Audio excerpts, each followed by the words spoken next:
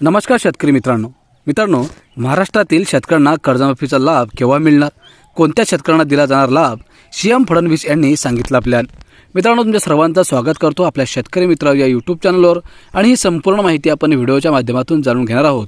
मित्रांनो, नेमकं आता ही कर्जमाफी होणार असेल तर कोणकोणत्या शेतकऱ्यांना होणार आहे आणि कधीपर्यंत होणार आहे आणि त्याचा मुख्यमंत्र्यांनी कशा प्रकारे प्लॅन सांगितलेला आहे हे संपूर्ण माहिती समजून घेऊयात. त्यामुळे तुम्ही हा व्हिडिओ शेवटपर्यंत बघा. आणि मित्रांनो, तुम्ही अजूनही आपल्या शेतकरी मित्र या एका विश्वसनीय अशा यूट्यूब चॅनलला सबस्क्राईब केलं नसेल तर लवकरात लवकर सबस्क्राईब करून घ्या. कारण मित्रांनो, शेतीविषयक प्रत्येक महत्त्वाची आणि सरकारी योजनांबद्दल प्रत्येक महत्त्वपूर्ण माहिती आपल्या शेतकरी बांधवांसाठी रोज आपण या चॅनलच्या माध्यमातून घेऊन येत असतो. तर चला आजच्या व्हिडिओकडे आपण वळूयात आणि संपूर्ण माहिती समजून घेऊयात. मित्रांनो, राज्यातील शेतकऱ्यांसाठी एक आनंदाची बातमी समोर येत आहे. ही बातमी आहे शेतकरी कर्जमाफीशी निगडीत. खरे तर राज्यातील शेतकऱ्यांना कर्जमाफीचा लाभ मिळावा यासाठी गेल्या काही महिन्यांपासून सातत्याने सरकार दरबारी पाठपुरावा सुरू आहे. शेतकरी कर्जमाफीसाठी शेतकरी नेत्यांनी मोठे आंदोलन सुद्धा उभारले होते. स्वतः सरकार देखील शेतकऱ्यांना कर्जमाफी देण्यासाठी सकारात्मक आहे. दरम्यान आता राज्यातील शेतकऱ्यांच्या कर्जमाफीबाबत आता एक महत्त्वपूर्ण अपडेट समोर आले आहेत आणि स्वतः राज्याचे मुख्यमंत्री देवेंद्र फडणवीस यांच्याकडून ही अपडेट समोर येत आहे. मुख्यमंत्री फडणवीस यांनी दिलेल्या माहितीनुसार राज्यातील अतिवृष्टी आणि नैसर्गिक आपत्तीमुळे संकटात सापडलेल्या शेतकऱ्यांसाठी सरकारने हजारो कोटी रुपयांचे पॅकेज जाहीर केले आहे. यासाठी राज्य सरकारने तब्बल 32,000 कोटी रुपयांचे विशेष मदत पॅकेज जाहीर करण्यात आले आहे.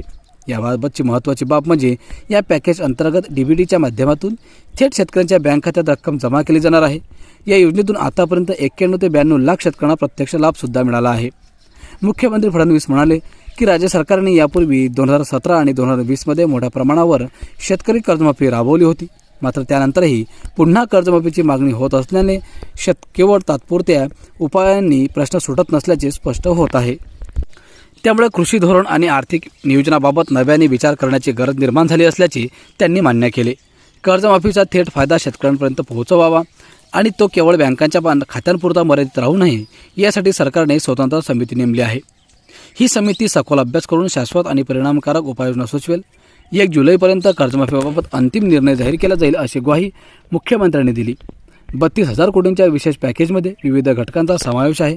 यामध्ये 10,000 कोटी रुपये पायाभूत सुविधांच्या विकासासाठी, 2,000 कोटी रुपये महात्मा गांधी राष्ट्रीय ग्रामीण रोजगार हमी योजनेअंतर्गत कामांसाठी, तर उर्वरित रक्कम थेट शेतकऱ्यांच्या आर्थिक मदत म्हणून देण्यात आली आहे.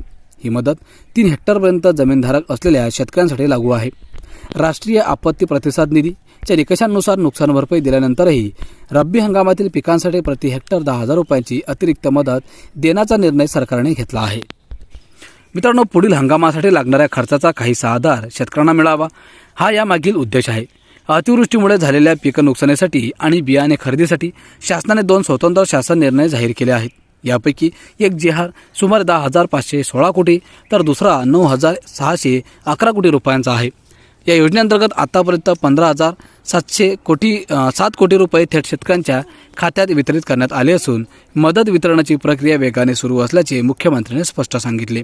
मित्रांनो, अशा प्रकारे आता 1 जुलैपर्यंत शेतकऱ्यांना कर्जमाफीचे निर्देश दिले जातील आणि ही कर्जमाफी केली जाईल.